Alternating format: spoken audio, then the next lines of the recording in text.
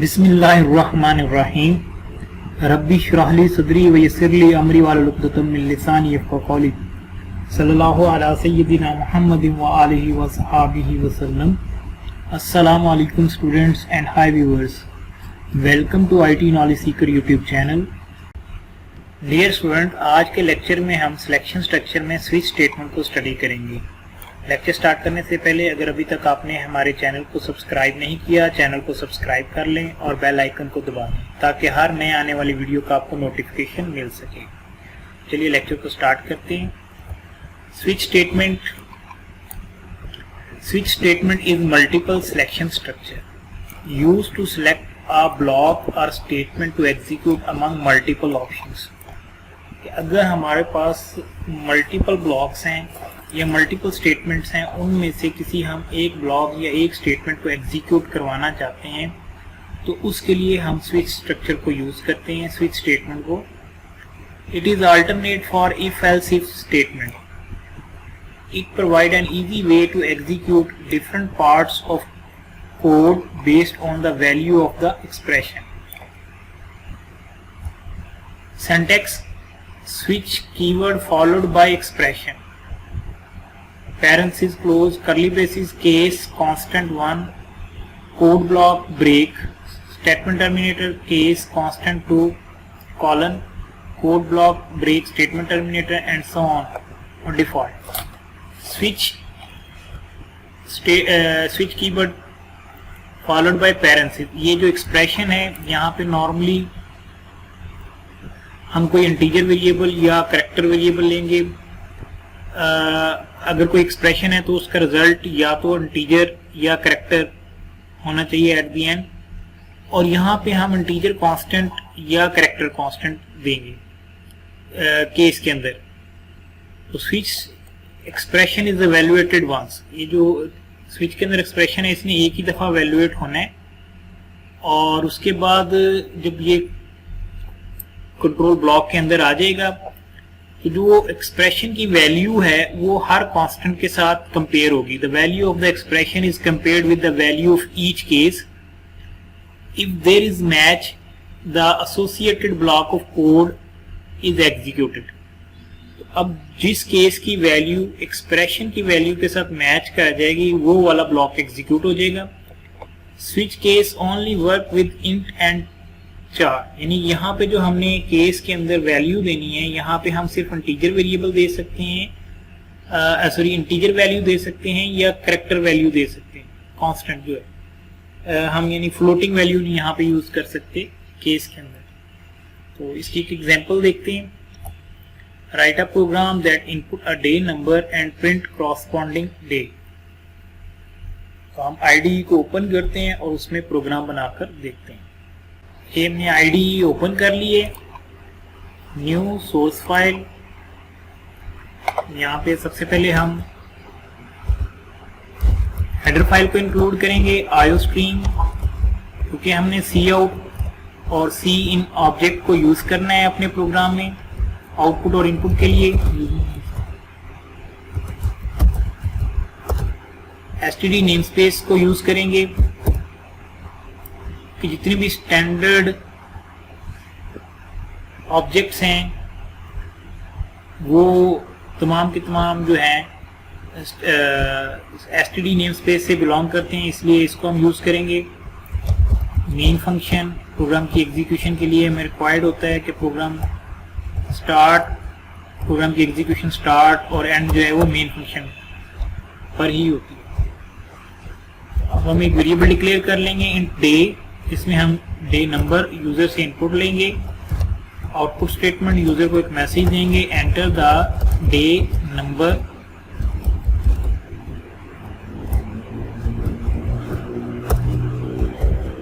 Handle manipulator है, scene new line के लिए हम यूज करते हैं हैंडल को। उसके बाद डे वेरिएबल दे दिया जिसमें हम इनपुट लेना चाह रहे हैं। यूजर जो नंबर इनपुट करेगा वो इस वेरिएबल में स्टोर होगा। अब स्विच कीवर्ड जो है SWITCH switch followed by parenthesis, और यहाँ पे हमने इंटीजर वेरिएबल दे दिया। तो अब इस वेरिएबल की वैल्यू जो है वो केस के साथ मैच करेगी। हमें पता वीक के अंदर 7 डेज होते हैं। फर्स्ट 1 लिख के मैंने कॉलन डाल दिया है, सिंटैक्स का हिस्सा है कॉलन। उसके बाद सी आउट मंडे,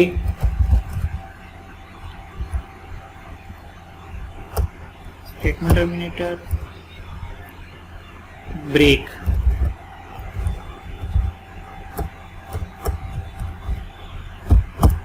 ब्रेक वैसे ऑप्शनल है लेकिन ऑलमोस्ट नेसेसरी है, हम इसको यूज करते हैं।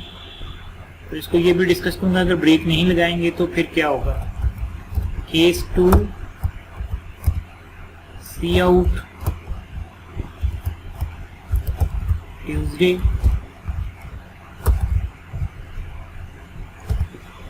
इस तरीके से हम 7 केसेस जो है वो लिख लेंगे। मैं इसको कॉपी पेस्ट कर लेता हूँ, टाइम सेव करते हैं।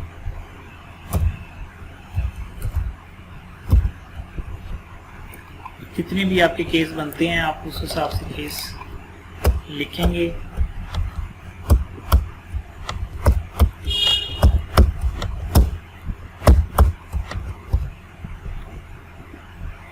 Three 4 5 6 7 Wednesday,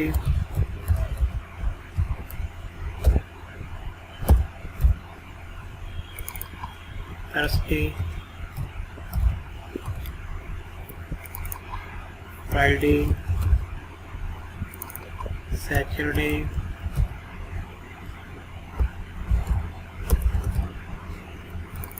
Sunday.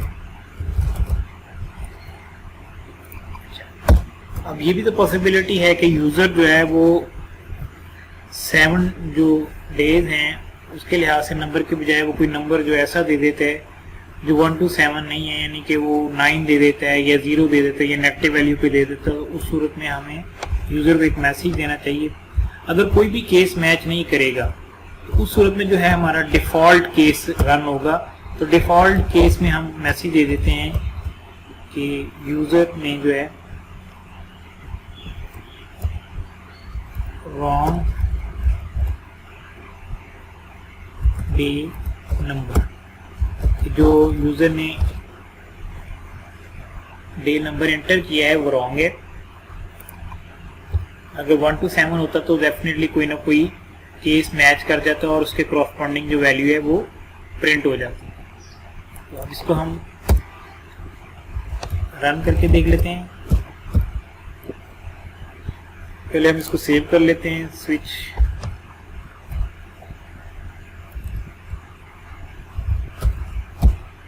हम सेव कर लिया। अब इसको हम रन करके देख लेते हैं। Execute, compile and run.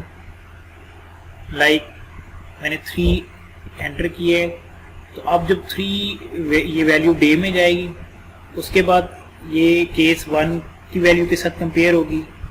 1 और 3 पर मैच नहीं कर रहे, फिर 2 के साथ, केस 2 में 2 और 3 मैच नहीं कर रहे, फिर 3 के साथ 3 मैच कर गया। तो अब उसके जो अंदर कोड लिखा हुआ है वो एग्जीक्यूट होगा और उसमें एक ही स्टेटमेंट लिखी हुई है, वो आउटपुट स्टेटमेंट वेडनेसडे प्रिंट हो जाएगा। और ब्रेक क्या करेगा, कंट्रोल को जो स्विच ब्लॉक है इससे बाहर फेंक देगा और वहाँ पे रिटर्न स्टेटमेंट है और हमारा प्रोग्राम सक्सेसफुली जो है वो एग्जीक्यूशन के बाद टर्मिनेट हो जाएगा।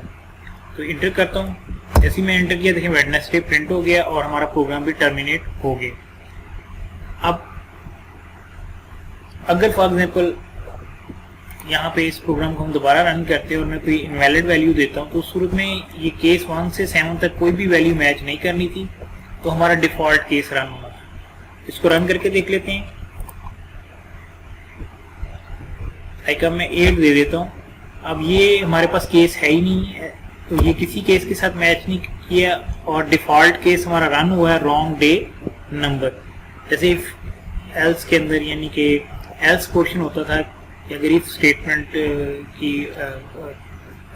जो एक्सप्रेशन है वो उसका रिजल्ट फॉल्स होता है तो एल्स रन होता है। तो इसी तरह अगर कोई भी केस स्विच के अंदर केस मैच नहीं करता तो फिर जो है डिफॉल्ट केस जो है वो एग्जीक्यूट होगा।